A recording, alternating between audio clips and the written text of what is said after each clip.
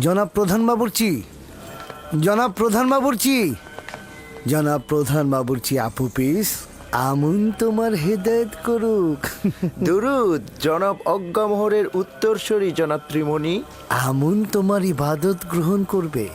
আমি তো জানি প্রধান বাবুর্চি আপু পিস তার প্রভু আমিন হোতেমের প্রতি ইমানদার। তো ইমানের কোনো পরিবর্তন হলো? আমার ইমান কোথায় আর আমেন হতেবের ইমান কোথায়? বাদশাহ নিজেই তো অর্ধ খোদার মাকামের অধিকারী, কিভাবে তার প্রতি ইমানহীন থাকা সম্ভব? সে যেমন বেঈমান, মিশরের সেনাপতি পুতিফারও তাই। আমি নিশ্চিত যে তুমি বহুবার তাদের আমনের প্রতি অবজ্ঞা ও তাচ্ছিল্যের সাক্ষী ছিলে। কি ছিলে না? ছিলে না বলো? তা ছিলাম, কিন্তু বাদশাহ নিজেই তো অর্ধেক খোদা, তারা তো নিজেদের মধ্যে আলাপ আলোচনা করতেই পারে।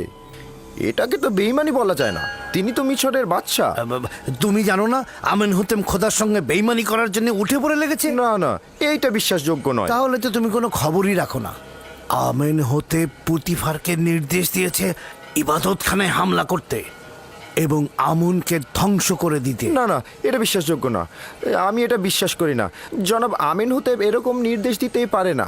মহান পুরোহিত অজ্ঞামোহর মিথ্যা কথা বলেন না। যদি বিশ্বাস না হয় আমি তোমাকে তার কাছে নিয়ে যাব, তুমি জিজ্ঞাসা করবে। যদি এটা সত্যি হয় তবে আমুন খোদা তার উপর কঠোর শাস্তি নাজিল করবে। তবে পুতিফার কিন্তু আমুনের শাস্তি পেয়েছে। এবার আমিন হোতেবের পালা। পুতিফারের স্ত্রী জুলেখা একজন ভিনদেশীর কাছে অপমানিত হয়েছে, এটা তো তুমি জানো, তাই না? আপনি কি বলতে চাচ্ছেন পুতিফার ও তার স্ত্রী আমুন খোদার অভিশাপ পেয়েছে? সন্দেহ পোষণ করো না। জানোই তো এই ঘটনা পুতিফারের মান এবং সম্মান জনসম্মুখে একেবারে ফুলণ্ঠিত হয়ে গেছে। যদি তুমি ইচ্ছা পোষণ করো তাহলে আমি তোমাকে মহান পুরোহিত অজ্ঞামোহরের কাছে নিয়ে যাব। এটি আমার অনেক দিনের ইচ্ছা, আমিও যেতে চাই তার কাছে। খুবই ভালো। তবে আপাতত জনাব অজ্ঞামোহর এখানে নেই, তবে দিন তাশরিফ রাখা মাত্রই আমি তোমাকে তার কাছে নিয়ে যাব, ঠিক আছে?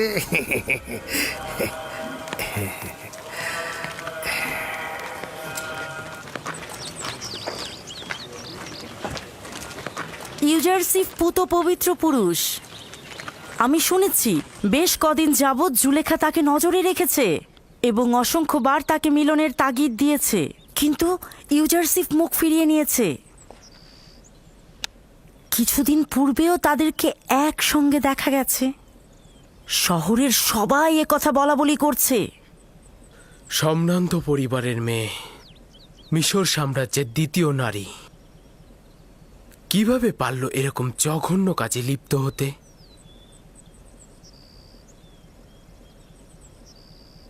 পুতিফারের উচিত ছিল তাকে হত্যা করে ফেলা। আসলে জুলেখা ইউজারসিফের প্রেমে অভিভূত হয়েছে এবং এই কথাটি যখন মেহমানরা বানু জুলেখাকে জিজ্ঞেস করেছিল তখন তার মুখ ফ্যাকাশে হয়ে গিয়েছিল। আসলে ব্যাপারটা হয়েছে কি, জুলেখা ইউজারসিফের প্রেমে পড়েছে, কিন্তু ইউজারসিফ তার প্রেমে সাড়া দেয়নি বলেই জুলেখা লাগামহীন হয়ে গেছে। এখন সে কৌশলে ইউজারসিফকে কাছে পেতে চাইছে। ইউজারসিফের পবিত্রতা আসলেই প্রশংসনীয়, কিন্তু একজন গোলাম কি তার মালিকের ইচ্ছার বরখেলাপ করতে পারে? তাও আবার জুলেখার মতো সুন্দরী। তবে আমার কি মনে হয় জানো, জুলেখার এই অবস্থার জন্য দায়ী তার স্বামী পুতিফার। কিভাবে? শোনো, আমাকে আমন মন্দিরের এক খাদেম বলেছে, যার নাম কিনা ত্রিমণি। হ্যাঁ, তিনি বলেছেন জনাব আমেন হোতেব ও পুতিফার দুজনেই কাফের, তারা আমাদের আমন খোদার ধ্বংস চাইছেন। তার মানে আমুন খোদা কি এটাই চেয়েছে যে জুলেখার কারণে পুতিফারের সম্মান নষ্ট হয়? আমি নিজেও বিশ্বাস করিনি, তবে আমি সিদ্ধান্ত নিয়েছি আমনের প্রধান জনাব অজ্ঞামোহরের সাথে আমি নিজে দেখা করব, তার কাছ থেকেই শুনবো। তুমি বাড়িতে যাও, আমি এখন রাজমহলের দিকে যাব। কি হলো, যাও।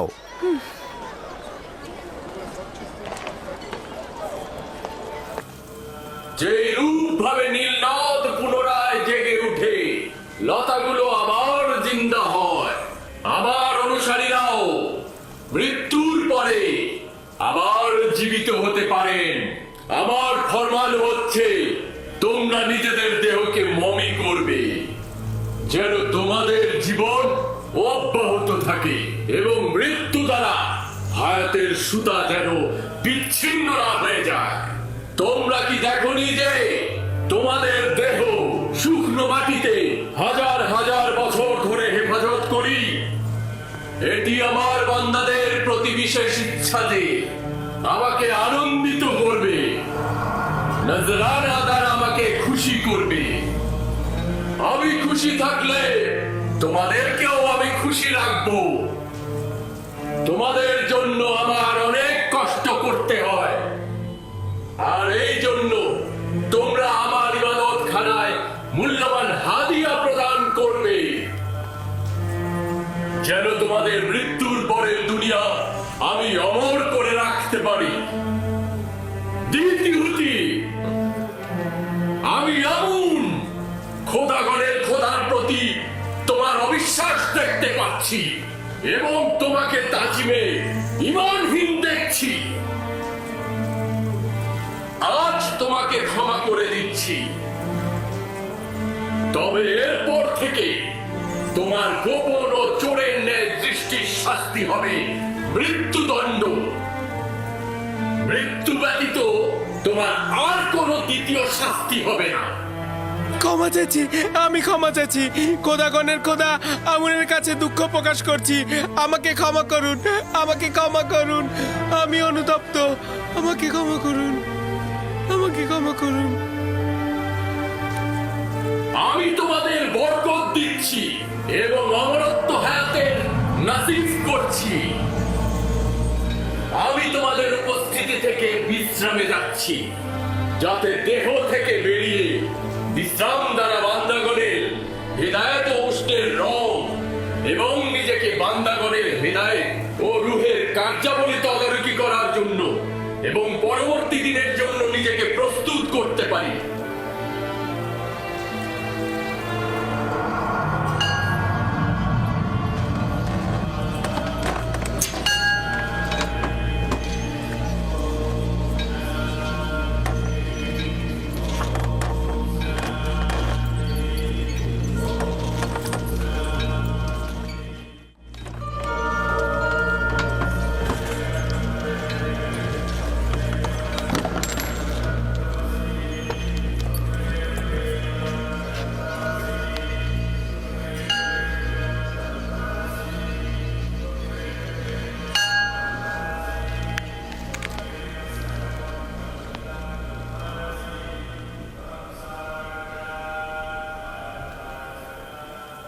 আমুন তোমাদের নিজের অনুগত্যে রাজি আছেন।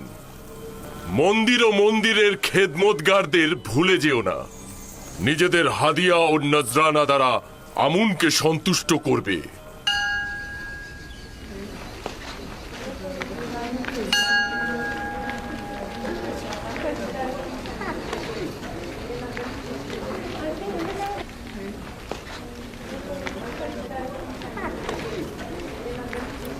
আলী জনাব, দ্বিতীয় আমিন হোতেবের প্রধান বাবুর্চি আপু পিসির সঙ্গে কথা বলেছিলাম। আমিন হোতেব ও পুতিফারের বেইমানির কথা তাকে জানিয়েছি। সে বিশ্বাস করেনি, তাই আমি তাকে বলেছি যে আপনি আসলেই আমি তাকে আপনার কাছে নিয়ে আসব। আপনি নিজে তাকে হাকিকতটা বলবেন। অবশ্যই তাকে নিয়ে এসো। আমেন হোতেব অবশ্যই শাস্তি পাবে। এ খানদানের ইতিহাস মিশরের ইতিহাস থেকে উঠিয়ে ফেলবো। অবশ্যই তাকে নিয়ে আসবে। পুতিফার তো আমুনের লালতে বিপদে পতিত হয়েছে, এখন আমেন হোতেবেরও তাই হবে। আনুগত্য পোষণ করছি। তাহলে আলী জনাব অজ্ঞামোহর ইউজারশিপ ও জুলেখার খবরটা জানেন? পাদি আমনের কাছে শুনেছি। যদিও জুলেখার আমন মন্দিরের জন্য লজ্জাজনক এবং জুলেখার উচিত স্পষ্ট কথা বলা, কিন্তু এই ঘটনার জন্য পুতিফারকে সুস্থ শরীরে বাঁচিয়ে রাখা যাবে না। পুতিফারের দম্ভ পতনের পর এবার আমিন হোতেবের পালা, আর আমিন হোতেবের পতন হলে আমাদের আর কোনো দুশমন থাকবে না। এই ঘটনা পুরো শহর ছড়িয়ে দাও। পুতিফারের অবশ্যই অপমানিত হওয়া উচিত। জনগণের তাকে চেনা উচিত বলবে মিশরের শক্তিধরের প্রতীক অর্থাৎ পুতিফার একজন ভিনদেশীকে রাজমহলের কার্যাবলী এমনকি তার সহধর্মিনীর উপরও আধিপত্য বিস্তার করতে দিয়েছে। এমনকি তার সহধর্মিনীর সাথে দেখেও সে নীরব রয়েছে। যে একজন ভিনদেশীকে তার রাজমহলের হাকিম বানায়, হতে পারে পুতিফার নিজেই এই ভিনদেশীকে দিয়ে উদ্দেশ্য হাসিলের চেষ্টা করেছে। বলো পুতিফারের তত্ত্বাবধায়ক একজন কাফের বলবে আমেন হতে ও পুতিফার আমুন ও আমুনের ইবাদতখানা ধ্বংস করে দেবে, জনগণকে এই হুকুমতের বিরুদ্ধে ইন্ধন যোগাবে। পুতিফারকে খবর দাও, এই ঘটনার পূর্ণ বিবেচনার জন্য আমি তার রাজমহলে আসবো। যাও। ঠিক আছে জনাবে আলী। পুতিফারকে অবশ্যই আমুনের বিরুদ্ধে বিরোধিতা করার জন্য মূল্য দিতে হবে। ঘরের বাইরের খবর কি জানেন আমার বানু? কি হয়েছে? চেঁচাচ্ছ কেন? আপনার আর ইউজারসিফের এই ঘটনা শুধুমাত্র রাজমহলে নয়, বরঞ্চ শহরের আনাচে কানাচে সব জায়গায় প্রত্যেকে নিয়ে কানাঘুষা করছে। কোথা থেকে? কার মাধ্যমে? যদি জানতে পারি কার মাধ্যমে হয়েছে, তাকে শেষ করে ফেলবো আমি। তা জানি না, তবে যে ঘটনায় দুজনের বেশি সাক্ষী থাকে তার লাগাম টেনে ধরা যায় না। আমি এটারই শঙ্কা করছিলাম আর অনুমান করছিলাম ওই রাতে সাক্ষীদের দ্বারা এটা প্রকাশ হয়ে যাবে। হতে পারে তামাওতিনা অথবা মেনিসিতেনেন কিংবা ইউজারসিফ। ইউজারসিফ এটা করতে পারে না। আমারও তাই মনে হয়। এরাই খবরটা ছড়িয়েছে, মুখে মুখে পুরো শহরে এই ঘটনাটা জানাজানি হয়েছে, মজলিসে মজলিসে ছড়িয়েছে। সবাই আপনাকে কামুক নারী বলে ভৎসনা করছে। যারা নিজেরা শহরের মনোরঞ্জনকারী ছিল, যাদের খবর শহরের অলিতে গলিতে ছিল, তারা এখন সতীত্বের বড়াই করে জুলেখাকে অনুর্বর মস্তিষ্কের অধিকারী বলছে। তারা তো অপমানিত হয়ে আকাশ থেকে জমিনে পড়েনি, বরং তারা জুলেখার এই ঘটনা দ্বারা নিজেদের নোংরা চেহারা পবিত্র করবে। তাদের চেহারাকে সকলের সামনে এমন ভাবে তুলে ধরবো যাতে লজ্জায় তারা কাউকে মুখ দেখাতে না পারে, এবং প্রমাণ করব যে যদি তাদের মধ্য থেকে একটি নারীও আমার জায়গায় থাকতো, তাহলে এর থেকেও ঘৃণ্য অবস্থায় পতিত হতো। খবরটি এমনকি প্রধান খাদেম অজ্ঞামোহরের কাছে পৌঁছেছেন এবং তিনি অত্যন্ত রেগে গেছেন।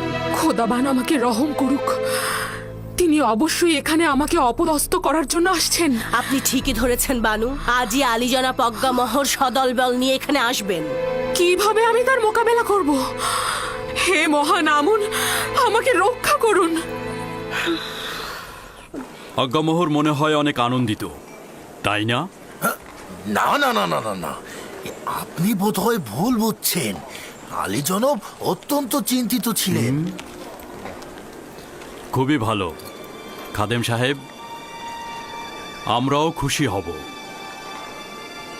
ঠিক আছে, আপনি এখন আসতে পারেন।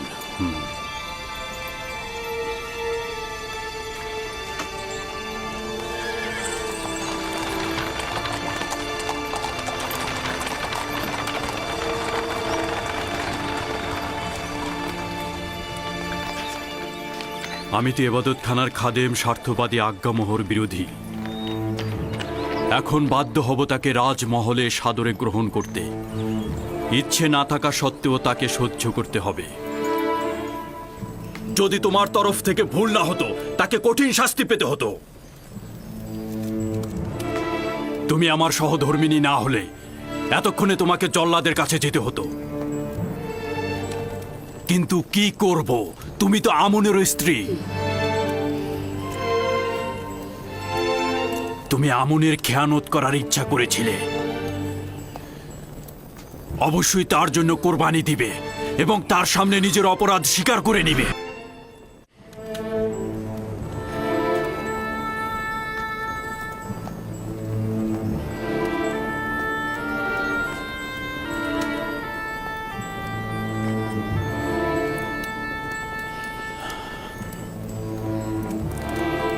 খুব ভালো,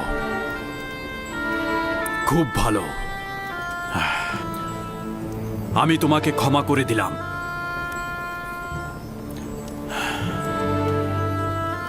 আশা করছি আমনও তোমাকে ক্ষমা করে দিবে।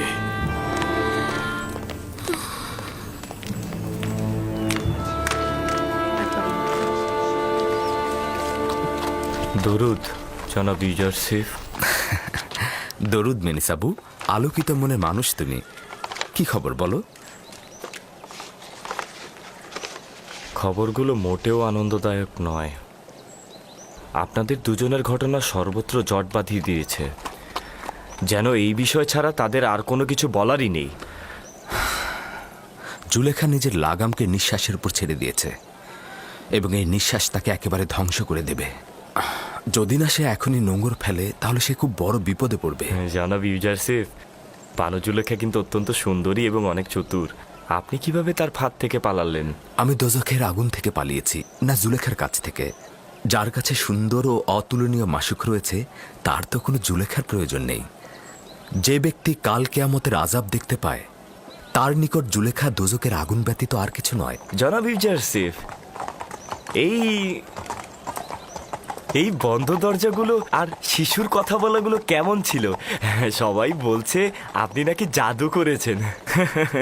কেউ কেউ তো বলছে আপনি নাকি বড় জাদুঘর। এই সকল কিছু খোদা তাআলার আনুকূল্য ও মেহেরবানিতে হয়েছে। ক্ষণিকের জন্য ধারণা করেছিলাম আমাকে নিজের অবস্থায় ছেড়ে দিয়েছে, আর জুলেখার মোকাবেলায় আমি একেবারে একা। কিন্তু পরিষ্কার দেখতে পেলাম ক্ষণিকের জন্য উনি আমার থেকে গাফিল ছিলেন না, উপরন্তু সকল অবস্থায় হেফাজত করেছেন।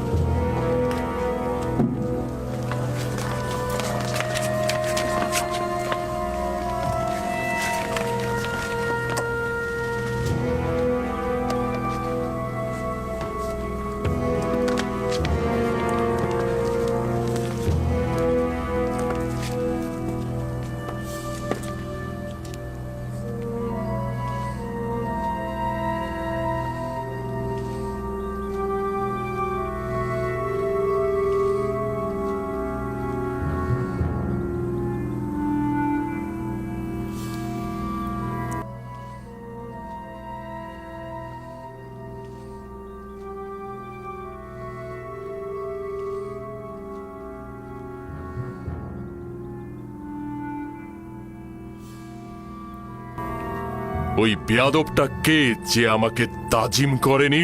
সেই তো ইউজারসিফ। তাহলে পুতিফার কোথায়? আপনারা ইবাদতখানায় অপেক্ষা করুন, উনি এক্ষুনি আসছেন। আসুন আলী জনাব।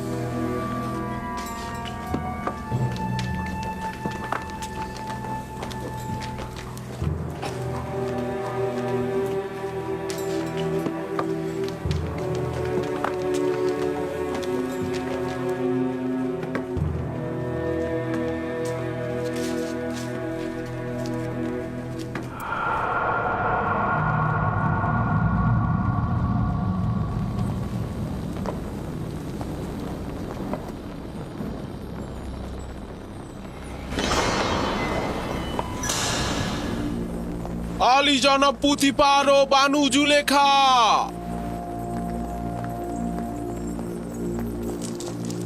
কি এমন হলো মিশর দেশের শ্রেষ্ঠ খাদেম আজ্ঞামোহ আমার এই রাজমহলের ছোট্ট ইবাদতখানায় পা দিলেন? আমুন লজ্জিত। আমুন তার দুশ্মনের মোকাবেলায় অপমানিত হয়েছে।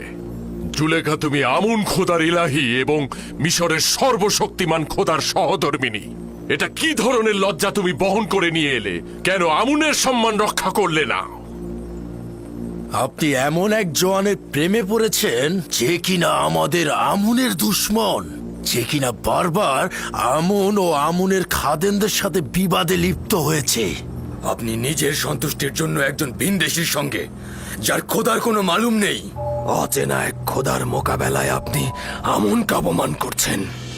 ভাবতে পারছেন কি আমরা আমুনের খাদেমগণ এই লজ্জা আদৌ সহ্য করতে পারবো কিনা? আপনি যদি শুধুমাত্র মিশরের সেনাপতির সহধর্মিণী না হতেন, আপনাকে অবশ্যই কঠিন শাস্তি প্রদান করতাম। তুমি এখন কি বলবে? আসলেই কি তোমার বলার মতো কিছু আছে? আমি আত্মপক্ষ সমর্থন করার সুযোগ চাইছি। জনাব অজ্ঞামোহর অনুমতি দেবেন? শুনছি, বলো। যদি আমাকে কিছুদিন সময় দেন, নিজেকে নির্দোষ প্রমাণিত করব। যে লাঞ্ছনা বয়ে নিয়ে এসেছো কিভাবে পাক পবিত্র হবে? আসলে আমার উদ্দেশ্য হলো যারা অপমানের পালে হাওয়া দিচ্ছে তাদের মুখ চিরতরে বন্ধ করা। ঠিক আছে, দেখি তুমি কি করো। তুমি আমুনের সম্মান ধুলো লুটিয়েছো, সেটা তো আর কখনো ফিরিয়ে দেয়া যাবে না।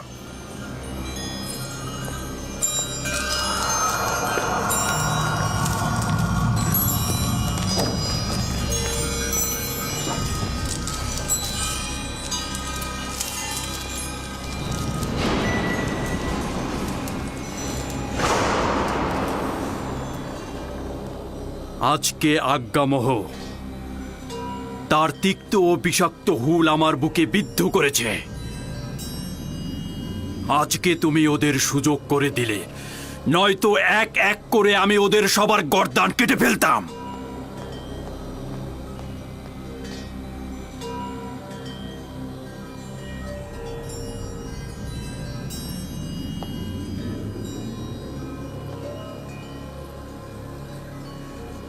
কারি মামা। জি আমার বানু। জাঁকজমকপূর্ণ মেহমানদারির আয়োজন করো এবং মিশরের সকল সম্ভ্রান্ত নারীদেরকে আমার এখানে আমন্ত্রণ করো। তাদের কিছু দেখাবো।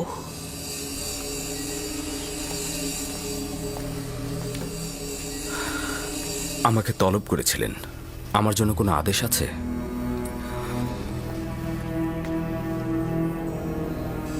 বেশি কিছু বলবো না, শুধু তোমার কাছে এইটুকুই চাইবো আমি, মেহমানদের সম্মুখে সুন্দর লেবাসটি তুমি পরিধান করবে, নিজেকে আকর্ষণীয়ভাবে সুসজ্জিত করবে, আর আমি যখনই ডাকবো ফলমূলের ট্রে হাতে নিয়ে মজলিসে প্রবেশ করবে। এটাই তোমাকে বলার ছিল।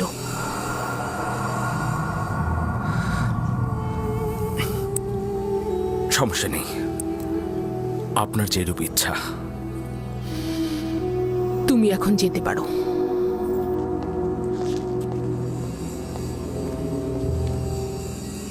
সকল মেহমানদের আরাম দেওয়ার জন্য আরামপ্রদ বিছানার ব্যবস্থা করো। তাদের জন্য সর্বোত্তম পানীয় এবং খাবারের আয়োজন করো এবং অতিথিদের সবার জন্য প্রচুর পরিমাণে মাল্টা ফলের ব্যবস্থা করবে এবং প্রতিটি মেহমানের হাতে একটি করে ধারালো ছুরি তুলে দেবে। বুঝতে পেরেছো আমার কথা?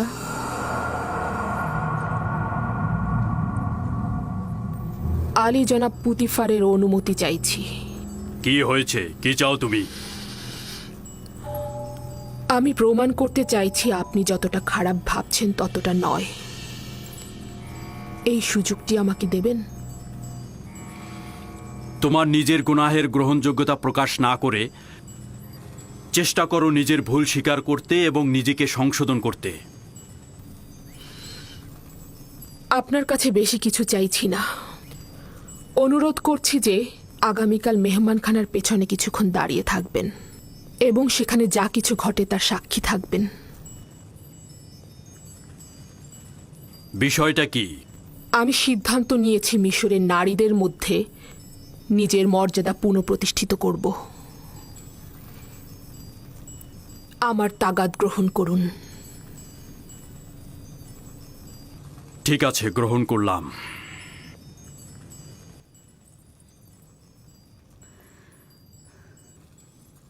Gracias, Putifar.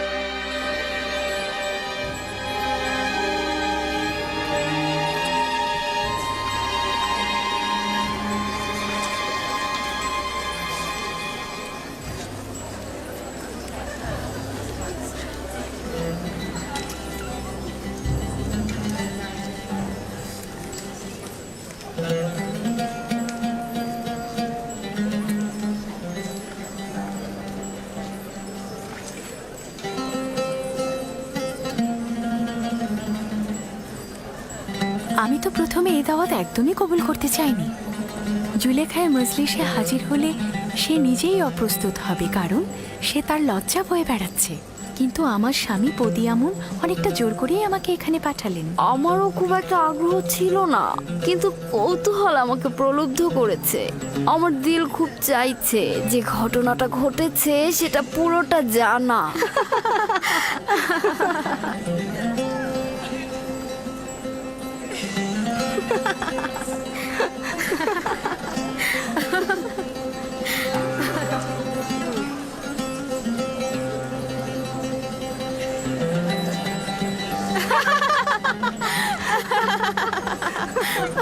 আমি শুধুমাত্র ইউজারশিপকে দেখার জন্য এখানে এসেছি। আমি দেখতে চেয়েছিলাম জুলেখাকে এইভাবে আসক্ত করেছে সে কে। কোথা থেকে জানলে ইউজারসেফ এই মেহমানখানায় আসবে?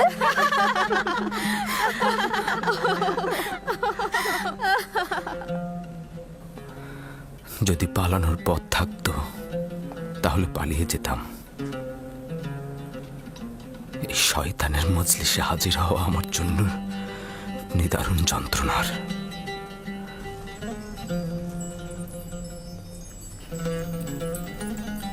মিশরের সম্মানিত এবং অভিজাত নারীগণ, আজকের মেহমানদারিতে আপনাদের হাতের ধারালো চাকু এবং মাল্টা ফল আমাদের মধ্যে রায় দেবে। আপনাদের কাছে তাগাদ করছি, যখন আমি ইশারা করব মালটা কাটা শুরু করবেন। এটি একটি বিশেষ মেহমানদারির পদ্ধতি। একটু পরেই কারণ জানতে পারবেন। আপনারা মালটা কাটা শুরু করুন।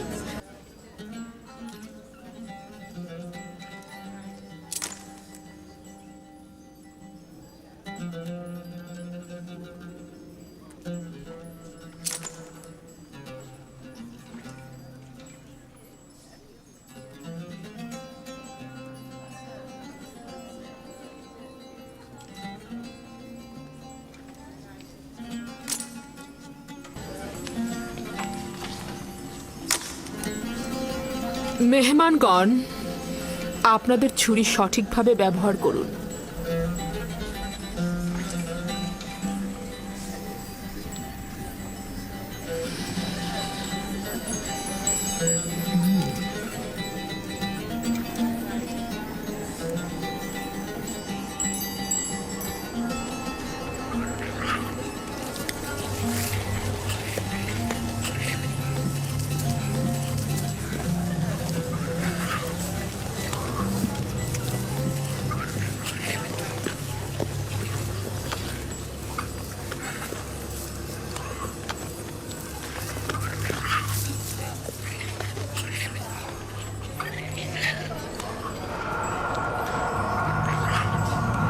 ইউজার সেফ, প্রবেশ করো।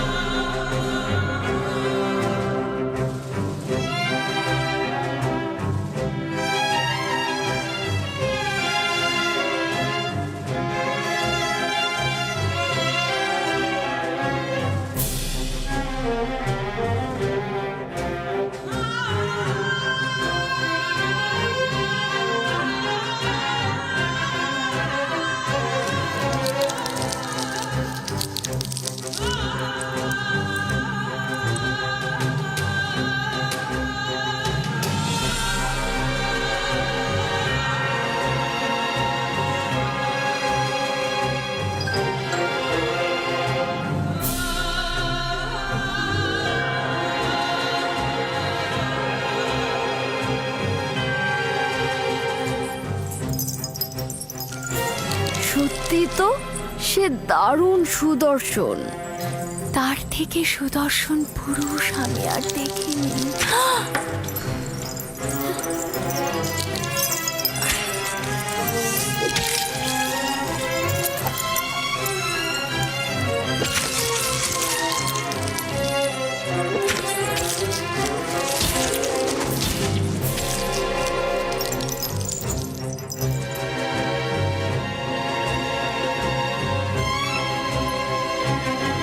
তার সৌন্দর্য তো অতুলনীয়।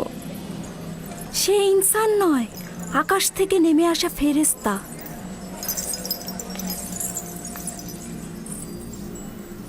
এমন একজন গোলামের সাথেই মিলিত হতে চেয়েছিলাম।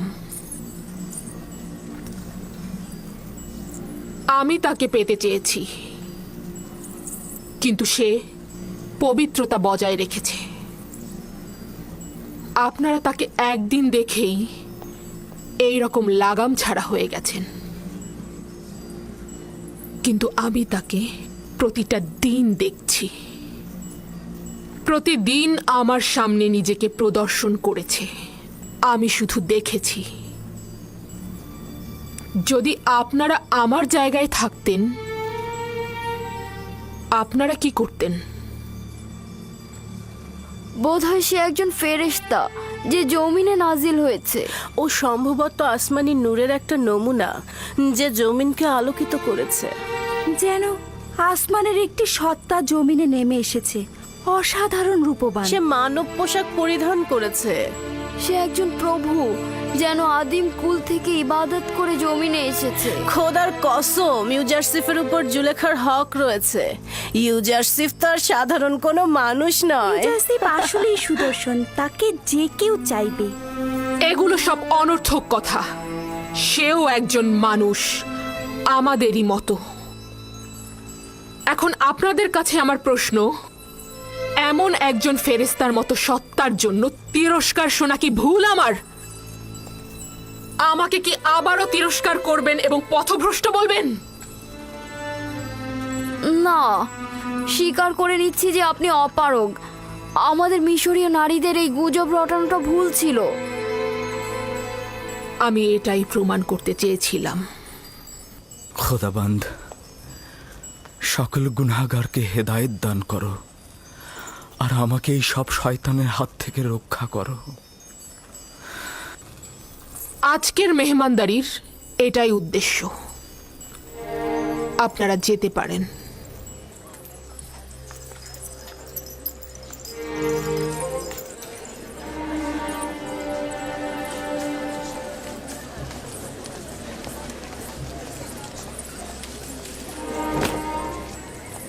সব কিছু দেখেছি, ব্যাখ্যা দেওয়ার দরকার নেই। এতে তোমার কি লাভ হয়েছে? বিষয়টি কি পরিষ্কার হয়েছে?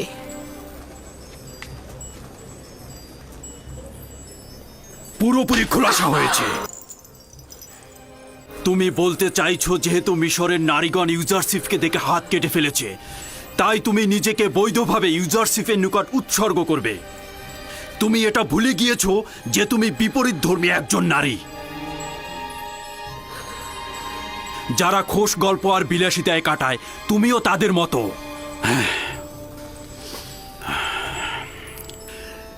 কেন তুমি নিজেকে পবিত্র নারীদের সঙ্গে তুলনা করছো না?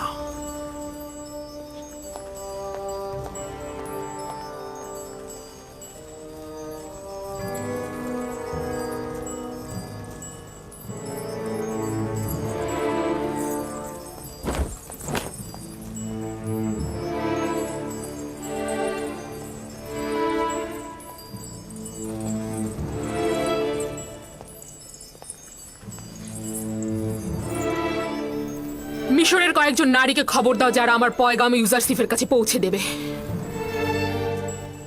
বানু, এই ঘটনা এখানে শেষ করে দেয়া যায় না? আমরা এটার ভবিষ্যৎ নিয়ে শঙ্কিত আর জনাব পুতিফারের সম্মান নিয়ে চিন্তিত। পণ্ডিতি করার জন্য তোমাদের ডাকা হয়নি। যেভাবেই পারো আমার পয়গাম ইউজারশিপের নিকট পৌঁছে দাও। তাকে বলবে হয় সে আমার সকল চাহিদার সামনে বশ্যতা স্বীকার করবে, না হয় তাকে বেরি পড়িয়ে জেলখানায় প্রেরণ করা হবে। এখন কোনো বাধা নেই, যেহেতু নিজের লজ্জা শরম সব ছিন্ন করেছি। যুদ্ধ শেষ না হওয়া পর্যন্ত থামবো না আমি। কোন মহিলাকে এ কাজের জন্য যথোপযুক্ত মনে করেন আমার বানু? সবকিছু আমিই বলে দেব। আমি জানি না, যার ইউজারশিপের সাথে কথা বলার শক্তি আছে তাকেই বলো।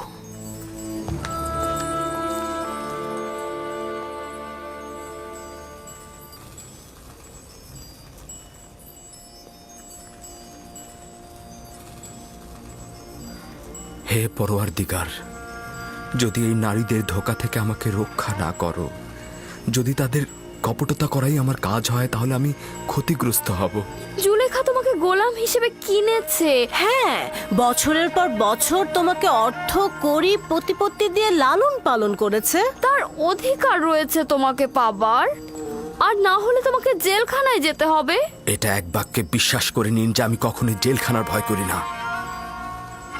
যদি তার ইচ্ছায় সহমত হই, খোদা তাআলার হকের সাথে বিরোধিতা করা হবে। খুব ভালো, তাহলে আমাদের দুজনের মধ্যে থেকে একজনকে নিজের করে নাও।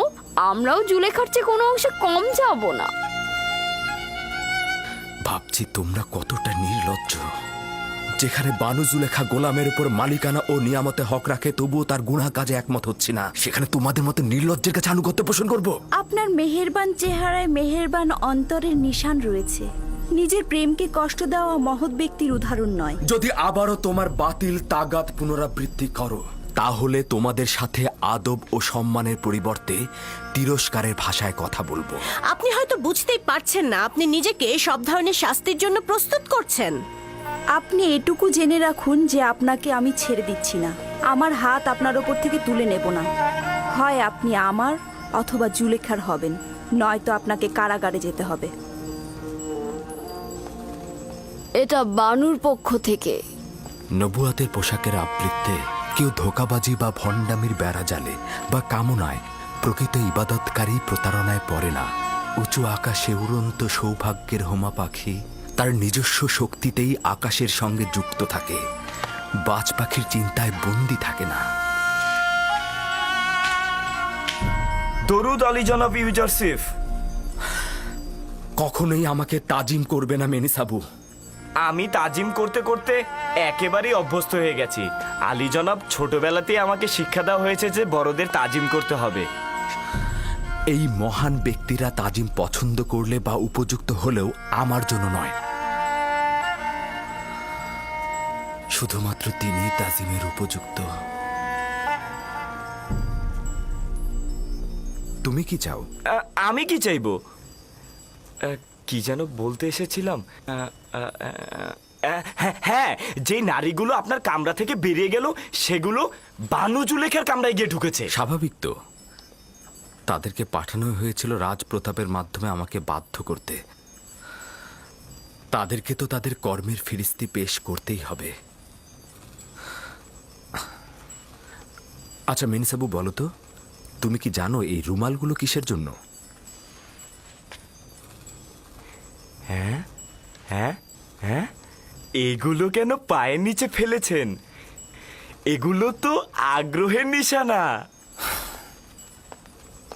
যদি কেউ কারোর প্রতি ইশক প্রকাশ করতে চায় তবে তাকে এই রুমালগুলো দেয় অথবা তার জন্য পাঠায়।